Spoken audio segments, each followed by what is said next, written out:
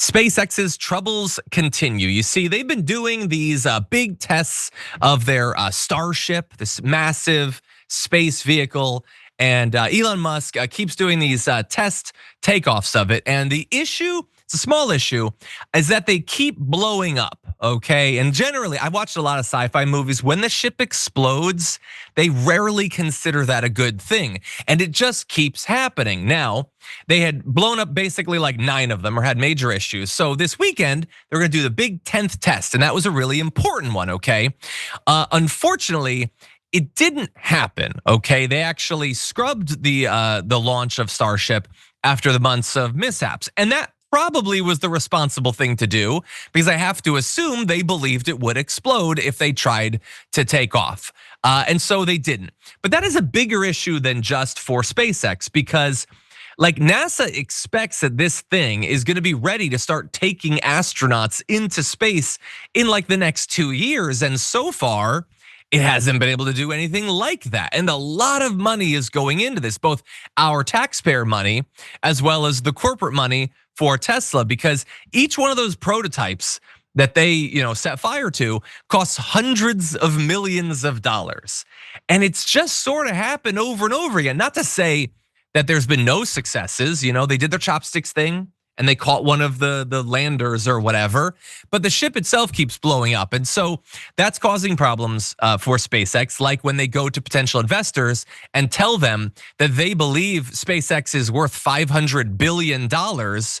I mean, they don't seem to get a lot of play at that number, but Elon Musk, of course, believes that it doesn't matter how many starships blow up. It doesn't matter how many cyber trucks die because they went through, a washing machine or whatever. Like, he always believes that his companies are the biggest and the best. And the Starship is really important for Elon Musk and for SpaceX. He believes that this is gonna be the rocket that takes us to Mars, which is a thing that he's still talking about. As our country and our world falls apart around us, he's still talking about sending people to Mars. I want space travel more than anyone else in the world, and I gave up on that years ago. We can't get health insurance. Beef costs like 20 bucks a steak, buddy. You think we're flying to Mars at this point? You can't get it to take off without exploding, and you still think you're gonna see Olympus Mons? I don't believe that that's likely to happen. So anyway, they're getting desperate. They're trying to basically take over Cape Canaveral and do like 100 launches a year or something, which all of his competitors, because he's not the only company that's trying to do rockets, are complaining is gonna make it impossible for them to do their work, as well as the fact that oftentimes when his ships blow up, they actually do damage to the actual places where those takeoffs happen. And so a lot of people are really troubled, the federal government, the competitors, with the state of SpaceX. JR, what do you make of it?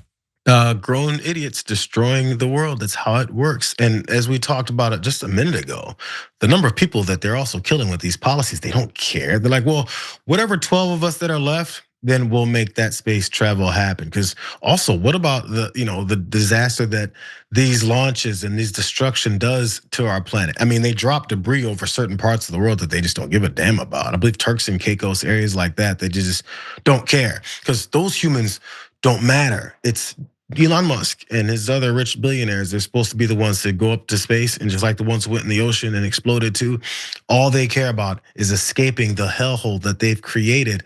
And while we're fighting over trans athletes, they're planning their escape from the disaster that they just exhibit in front of our faces, like every day. And Yeah. Who cares, right? Who cares about our lives? Yeah, look, I think the amazing thing about this is I hadn't really been paying that much attention to SpaceX. You'll hear like that they landed a thing or they caught it or whatever, and it's easy to miss how many failures there are. And it's a complicated world. You can have the failures or whatever, but like, we know so much more about Elon Musk. I don't think most people are as ready to just be like, he'll get it at some point. He's a genius. I think that we've sort of lost that faith. And the bigger issue isn't the failure potentially of this private company. Like, I don't particularly care about that. It's that we've basically given up on the federal government doing any of this stuff. We've just outsourced it all to SpaceX or whatever.